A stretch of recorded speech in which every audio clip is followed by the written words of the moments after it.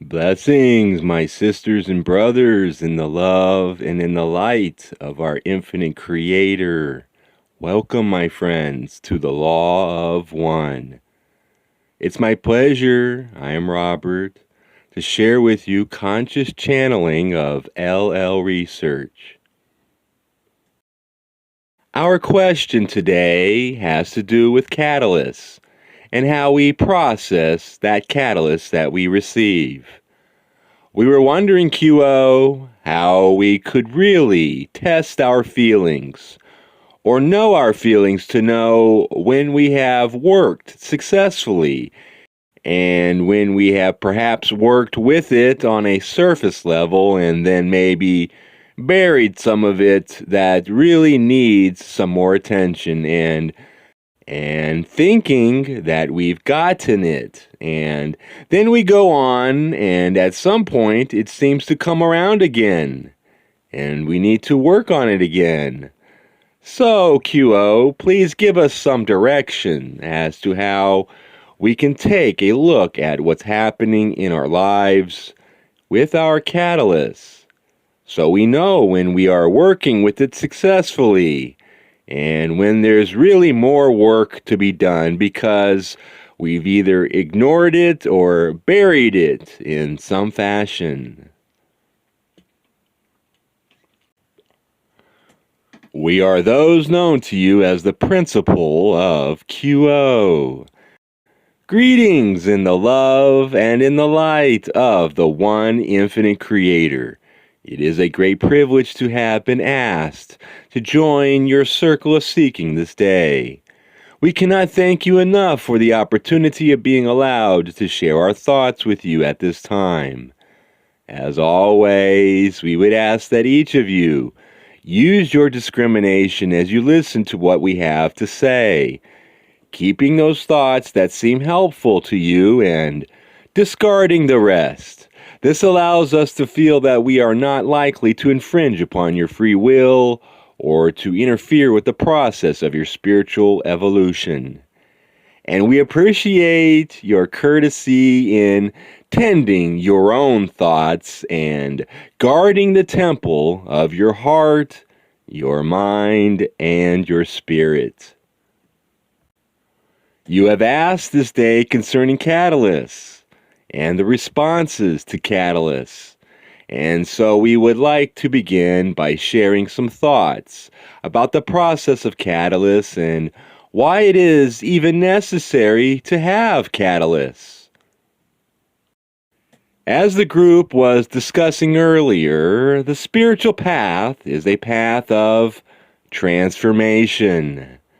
There is an archetypical energy that surrounds and integrates your everyday experience with the eternal, the infinite, and the mysterious.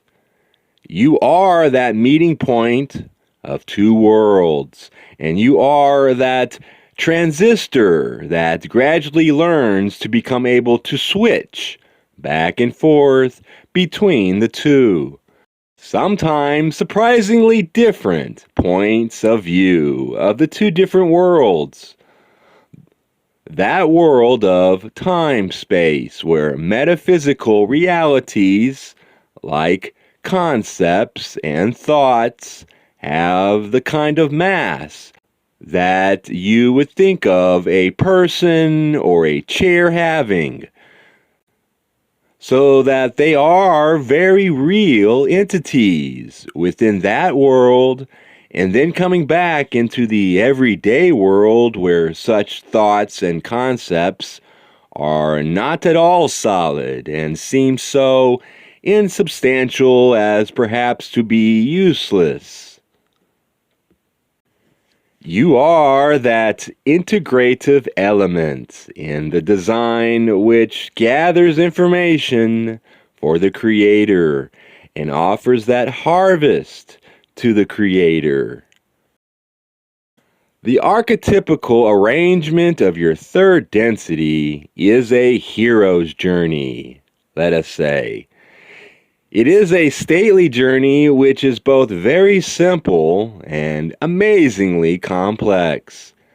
The simplicity of the journey is that the needs of the doughty knight upon the road of seeking are faith and will. These two energies can fuel an entire lifetime of seeking through thick and thin, as this instrument would say. At the same time, the shape of this journey is somewhat complex, because the energies that you carry are all the energies that there are. You are a holographic bit of the one infinite creator, so that in every cell of your body, the creator is at its heart. The creator is also at the heart of your life, alive, as this instrument would say, and well, waiting in those sacred chambers of the inner heart to be discovered and to be used as the resource and asset that unconditional love always is. Your journey is a journey from the start of the incarnation, where you are not precisely a blank state, where you are not precisely a blank slate, but a very uniformed soul, to the end of your life, where you have made decision after decision and met circumstance after circumstance in ways which develop into patterns, which develop into your identifying yourself as an entity who does things this way. Your choices build upon themselves until you have built for yourself a house in which you live. This house is made of ideas about what is right and what is wrong. And periodically, you clean that house and you sweep out your old ideas and dust up all of those icons that you click on the desktop of your life to open up emotions and feelings that seem good to you. One such example of this kind of icon is the cross that this instrument wears around her neck. Many different emotions are possible when gazing at this instrument wearing her cross. This instrument has a certain reason for wearing this cross and responds to that image in a way that she feels helps her to become a more faith-filled and service-oriented person. It is a reminder to her that calls to her each time that she gazes down at it as it hangs upon her bosom, or sees it in the mirror when she is passing the commode in the bathroom, for instance. It is a kind of constant tuning mechanism for this instrument.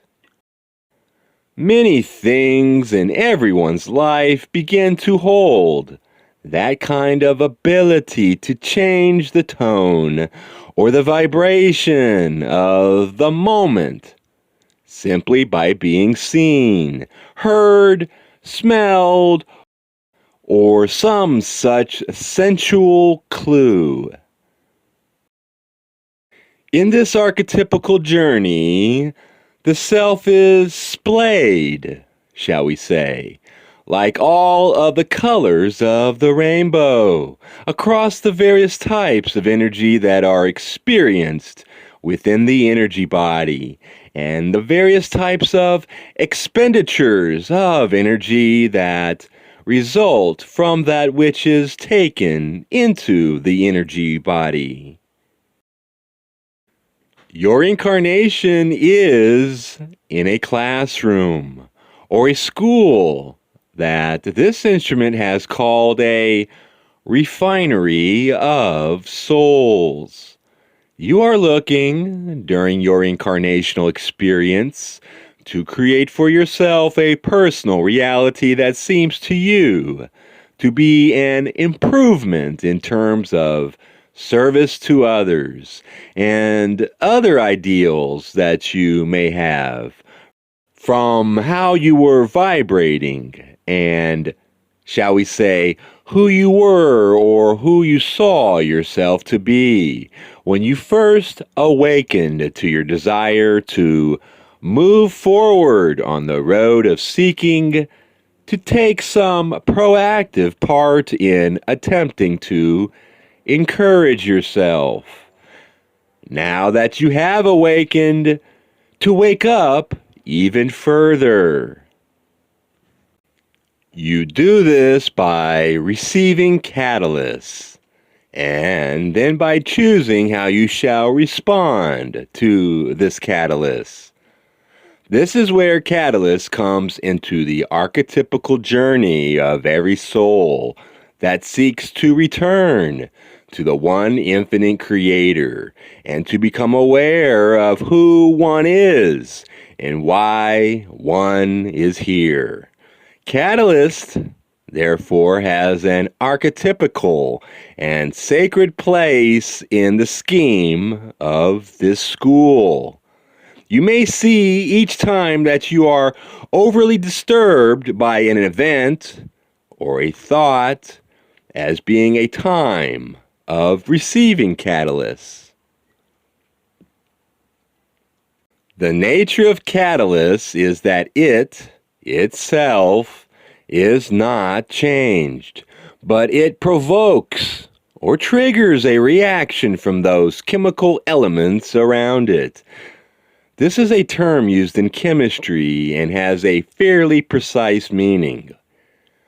That is what catalyst basically is. The one known as R was saying earlier that he realizes that catalyst is received from the mirror, that he receives from those around him. And we feel that this concept is worth investigating a bit further. Perhaps you have been told at some point that when you are dreaming, whatever story you are dreaming contains several different characters and they look different than you. However, in terms of analyzing your dreams, you understand that at one level or another, all of these entities are a part of you. That you have, in your dream, outpictured and separated these persons from the rest of yourself in order to look at them more carefully. In your waking life, the dream goes on. However, the structure of it is different because your subconscious is not directly able to organize the agenda for the most helpful things that could happen to you as a spirit seeking to know itself better. What happens in everyday life is that same spirit, hovering over all creation, brings to each seeking soul a rich harvest of people and events that contain the seeds of those lessons that you incarnated partially in order to learn. You have other reasons for incarnating. You desired to be of service, and you desired to be in this particular place at this particular time because of the monumentous shift in consciousness that is occurring at this time. But each time that you look into another entity's face, spiritually speaking, you are looking into your face, and the face of the one infinite creator. Therefore, when someone says something that hurts you or makes you feel happy, life has out-pictured the energies that are moving inside of you so that you can look in the mirror of another person. And that person's concept of who you are and see things both happy and sorrowful that surprise you and about which you realize that you need to think. Because they are new thoughts. They are the seeds that have been given to you this day by your own temperament. At the end of each day, therefore, it is very helpful to review the catalysts that you have picked up that day. What has moved you towards the positive? What has moved you towards the positive? What has made you experience negative emotions, so-called in your society, such as anger, guilt, and resentment? The play of these thoughts within your head is tantalizing because your surface thoughts skate away like little insects on the pond, moving too quickly for their movements to be able to be understood or isolated as they are going by. However, in your time alone, you may choose to contemplate the thoughts that you have thought this day. What reactions have you had to the catalysts that you have perceived? As you keep doing this, asking of yourself and then reviewing your daily feelings and thoughts, you will begin to see a very rich array of patterns so that you can see that. Okay, at this level, my pattern is this. And as I go deeper, my pattern is this. There are two different ways, two different points of view to take in dealing with the same circumstance. Generally speaking, entities' surface reactions or instantaneous reactions to catalysts tend towards being fear-based and short-sighted. Naturally, enough entities in third density are not hit over the head, shall we say, by the catalyst. They are able to rationalize their reactions to various types of catalysts in ways that do not involve the necessity to change or transform the self. It is the spiritual seeker who proactively chooses to enter into that transformative road of seeking that can begin to move to layers deeper than instantaneous and sometimes instinctual reactions. To seek further into where in the energy body that overactivation or blockage is occurring, why it may be occurring, and how one can clear that blockage. As you become more experienced at reviewing your thoughts, you will become ever better at finding the precise triggers that have caused your catalyst.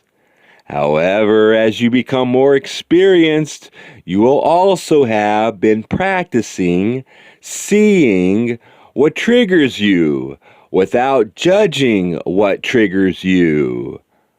When judgment enters the equation of feelings and emotions, the natural tendency of the non-thinking person is to judge what has been thought and to put it away in a slot that, while judgmental, does not put it away for good. It places it in a part of the memory where toxic feelings are periodically recycled, again triggered by another piece of catalyst. Therefore, in general, in doing such subtle work, you basically know that you finally become balanced on that one piece of catalyst when it occurs to you again, or it occurs to you in memory, and your only reaction to the memory or to the occurrence is to smile and say to yourself, I remember that lesson. I think I really have learned that lesson, and all I feel for you, piece of catalyst that you are, is love. There is a very specific difference between catalysts with which you are not finished and catalysts which you have balanced. When you remember a piece of catalyst and experience something sad or something said to you, and it puts you back into an emotional state that corresponds with the emotion that you felt at the time of the initial incident of receiving catalyst, then you have not yet concluded your work upon balancing that particular kind of energy expenditure.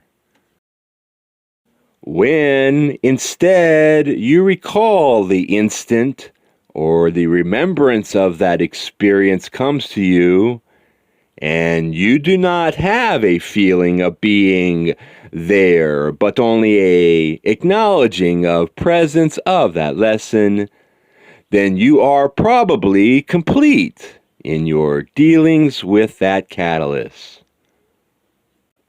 So it is a matter of observing where your triggers are. And when you are triggered, looking carefully at the thoughts that arise and the feelings that come with those thoughts. What you are doing is a kind of prospecting. You are looking for the gold in the ore of your personal, emotional, psychic, and mental mind. The joy of this kind of work is that you find gold at the heart of each learned lesson. And it is a lesson that is, shall we say, a heavenly treasure, a treasure of the soul. It is not something that has any value at all in the outer world. All of its value is within that world in which you are a citizen of eternity and a member of the Godhead principle. We are those of QO and would wish to know if there is a follow-up to this query at this time. We find that there are no more queries, and yet we find that this instrument has energy yet. So, with your permission, we would like to continue our conversation with you. Would it be acceptable to each of you if we talked a bit before we left on subjects of interest to us? We are those of QO. We are those of QO, and we thank you for your willingness to move with us into what this instrument calls potluck. We would like to ask all of you, take a moment now and to become aware, in the silence that follows these words, of the beauty and the perfection of yourselves, and of the fact that you are never alone. We ask you to rest in the silence and experience yourself.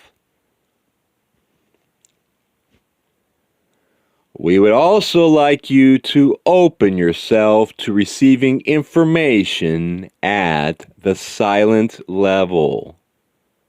As the one known as Josiah says, silent communication is by far more eloquent than words, for words are poor attempts to translate the mighty and living power of concept into the flat structures of language.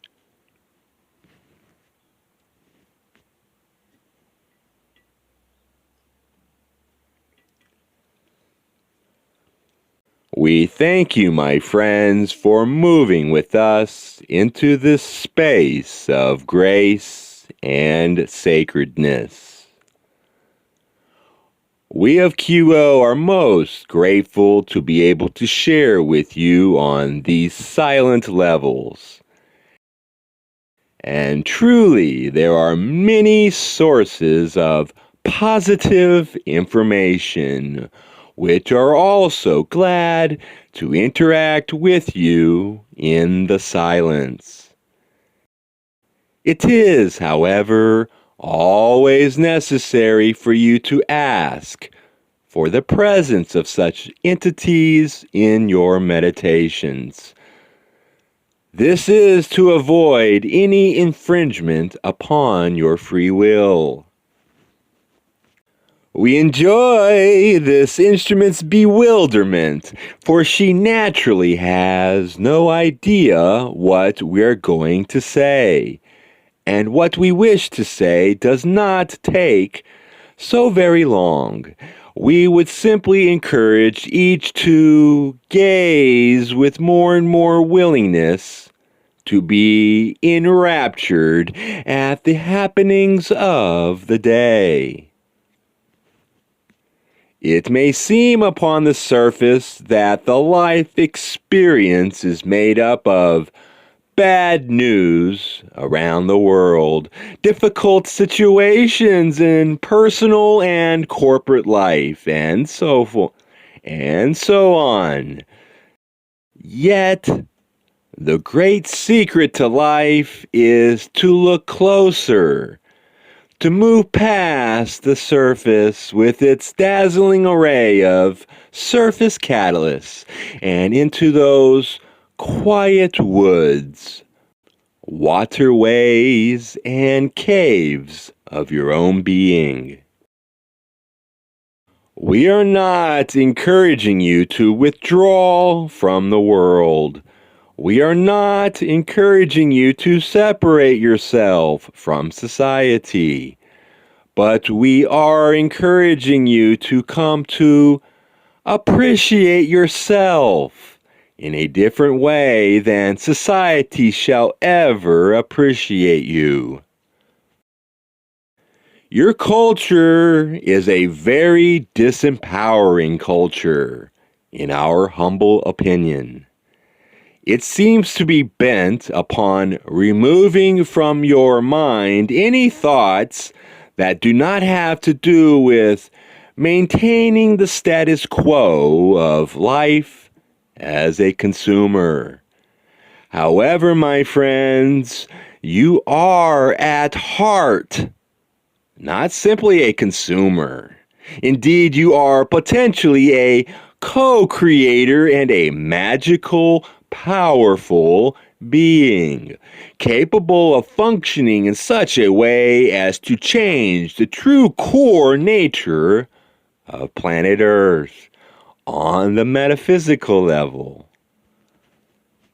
It is a real challenge to take oneself seriously when the veil is so thick. Further, it is difficult to take oneself seriously when one makes so many errors, at least self-perceived errors. And yet, beneath the thoughts and the judgments and those surface details of your personality lies a part of yourself which you share with every living being in the universe. You share the consciousness of unconditional love. This consciousness you have in common with all souls. As the one known as A has noted recently, this is a spiritual democracy. You are precisely equal to all other souls. You are all a part of the infinite creator. When you are attempting to form a rule of life, as each of those present in this room is attempting to do, let the heart and the soul of this rule of life be love. Let the center be consciousness. What is consciousness? In your spiritual writings, there are various ways of looking at what the ground of being really is. In this instrument's Christian faith, the ground of being is embodied in a person, the person of Jesus the Christ. And this entity carries in his story the vibration of unconditional love in a way that anyone can understand. At least in the broad strokes of giving up one's life in order to serve others and to make life richer for others. Again, you see the importance and the sacredness of this catalyst that you receive in life. Many times within each person's life, there is that feeling of being on the cross and suffering. Remember the rest of the story, my friends, when you feel that way. Christ consciousness does not stay upon the cross of sacrifice, but rather, having accepted that sacrifice which is inherent in growth, transformation, and service, the entity known as Jesus the Christ soared to the heaven worlds. And so may you, as you experience that feeling of being on the cross, that feeling of suffering. Yet you are also consciousness, and consciousness can help you to soar. Consequently, there is tremendous power in your being able to remember whatever the details of your rule of life, that the very center and heart of your practice is the stunning awareness and constant remembrance of who you are. You are the one infinite creator in a very young and very untaught form. You are gaining experience. You are beginning to create for yourself within this incarnation more and more of a solid feeling of who you are and why you are here. It is a very good idea to have a rule of life. This instrument's rule of life, for instance, calls her to worship in the morning and in the evening, briefly in the morning and even more briefly in the evening.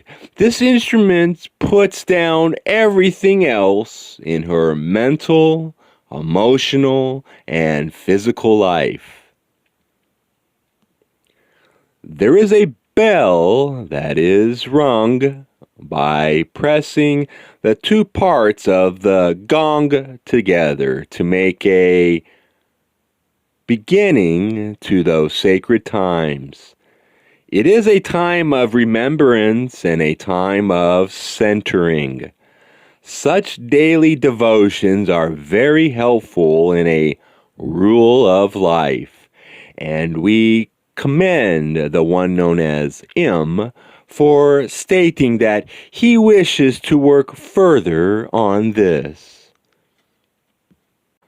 It is a good technique in working with a rule of life also to reflect upon those moments that come to you where you feel that something important or momentous has occurred in a vibratory way rather than in a verbal or conscious way.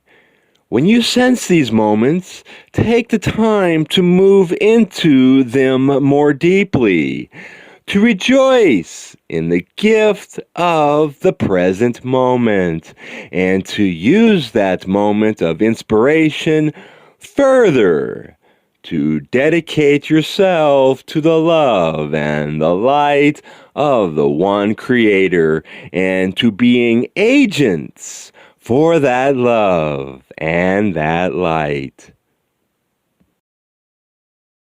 When there is a good deal of intellectual capacity in a seeking soul, the times in the silence, which is anti-intellectual and profoundly moving into zones of mystery and paradox, are very helpful in order to balance and make more flexible that personality which carries you through this experience. It is a definite gift both to take the self seriously enough to do the work of spiritual seeking, and to take oneself lightly, so that one is not burnt out by the rigors of the road.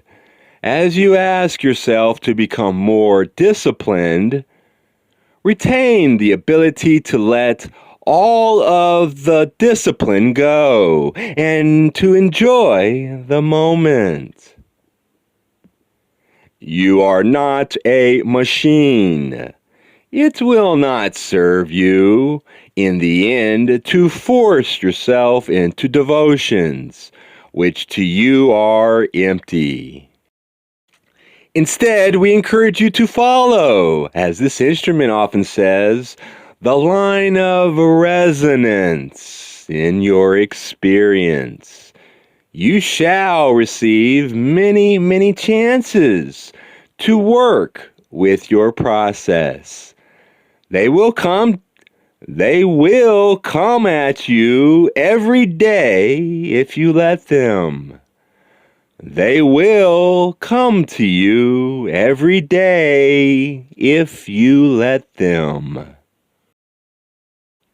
Let yourself also have times of leisure. Times when you are a butterfly on the wind, a cloud blowing by, a bubble on the ocean. This instrument enjoys a chant by Paramahansa Yogananda, whose words are, "I am a bubble, make me the sea. This is your journey. We thank you for allowing us to speak further. It has been our privilege and our blessing to share with you our devotion to the one infinite Creator and our intense desire to be of service to entities such as you, whom we greatly admire for your persistence in seeking the truth. We are those known to you as the principle of QO. We leave you as we found you, in the love and in the light of the one infinite Creator. Adonai. Adonai.